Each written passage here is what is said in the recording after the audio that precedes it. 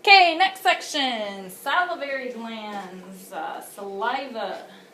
So salivary glands secrete saliva, which is actually very important. Saliva moistens the food, helps it dissolve, makes it easier to swallow. It helps with your tasting. If your mouth is dry, you're not going to have as good of a taste perception because that liquid really helps your taste buds work better. It keeps your mouth clean. You know, they talk about dry mouth syndrome. If you have a dry mouth, well, even think of when you have a cold and your nose is plugged and you breathe through your mouth and your mouth gets dry, and then it just has an odor, and saliva is very important for the cleanliness of your mouth. The other thing that you may not know is it begins carbohydrate digestion. It has amylase. It has an enzyme that helps to chemically start to break down food, and that is important. So salivary glands contain serous cells. Serous typically deals with more of a watery fluid, and that fluid has this amylase that I was just talking about, and it also has mucus cells that produce mucus.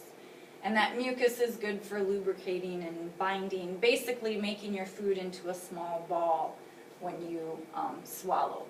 Back to the amylase, everybody does not have the same amount of amylase in their saliva.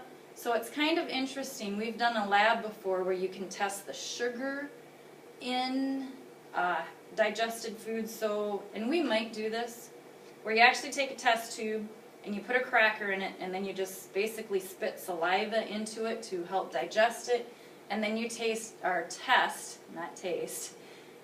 how much sugar is present, and some kids will have like a bright red, which means large amount of sugar, and some will have a lot less. So your amylase that you produce is not the same for everybody.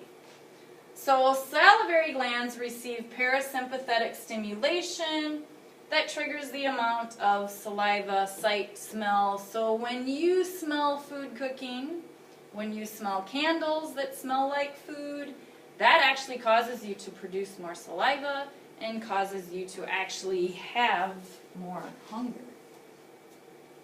Parotid glands lie in front of the ear, and they are the largest of your salivary glands, and they secrete this amylase. And that's another, you can almost feel, almost kind of feel where that comes from. The submandibular glands are on the floor of the mouth. They secrete a more viscous, so it's a thicker fluid, and that's going to be more, it's going to contain more mucus. That's what makes it thicker. Sublingual glands are going to be under your tongue, and they are the smallest of your salivary glands, and they secrete the thickest saliva. And it's pretty much strictly mucus. There's nothing serous with it at all. So watery, a little bit thicker, thickest as far as saliva goes. And here you can see, so parotid gland, like I said, kind of in the back part of your cheek, or when you taste something sour and you almost feel it, that's about where your parotid gland is at. Sublingual sits underneath your tongue, and then your submandibular is further down underneath that. And we'll stop there.